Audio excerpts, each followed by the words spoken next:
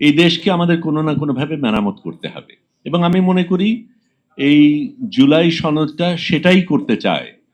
আমি যেই কথাগুলি বলছি সেটা বলতে গিয়ে আমি জুলাই যোদ্ধাদের স্মরণ করি, তাদের ত্যাগের কথা স্মরণ করি, তাদের সংগ্রামেরকে শ্রদ্ধা জানাই, তাদের সালাম জানাই।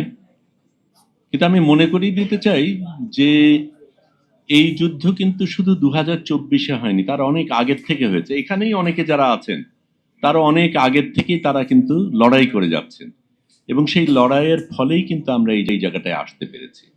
গরমে আরাম নিয়ে হবে না হাহুতাশ, ঘুরলে পরে ওয়ালটন ফ্যান বাতাস আর বাতাস।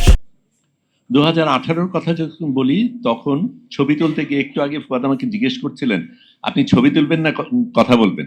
আমি ছবি তুলি এবং ছবি যখন তুলছিলাম, রাজপথে যখন ছিলাম, চারিদিকে যখন টিয়ার গ্যাস ছিল, গোলাগুলি হচ্ছিল, তখন ছাত্রছাত্রীরা একটা প্ল্যাকার্ড হাতে নিয়েছিল যেটা আমাকে ভীষণভাবে স্পর্শ করেছে।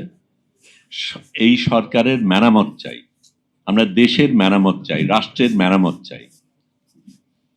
মেরামত জিনিসটা তো অত্যন্ত গুরুত্বপূর্ণ এবং আমরা একটা দেশ পেয়েছি, এখনো এই দেশে অনেক সমস্যা রয়েছে।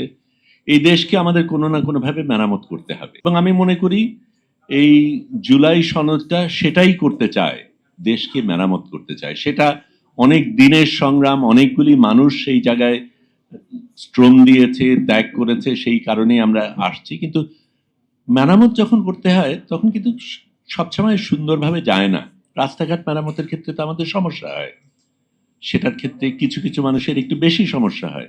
তারপরেও বৃহত্তর স্বার্থে যে জায়গায় আমরা পৌঁছতে চাই সেটার কথা ভেবে আমরা মেরামতটা করি। এখন কিছু কিছু জায়গায় সমস্যা আছে বলে আমি মেরামতটাকে বাদ দিয়ে দেব, এটার কোনো যুক্তি আমি দেখি না। আমি জুলাই সনদ নিয়ে আলাদাভাবে বলতে চাই না, কারণ এখানে যারা বলেছেন খুব সুন্দরভাবে সেগুলি ব্যাখ্যা করেছেন এবং সেখানে আমার প্রশ্ন করার বা বাড়তি কিছু দেওয়ার তেমন কিছু নেই।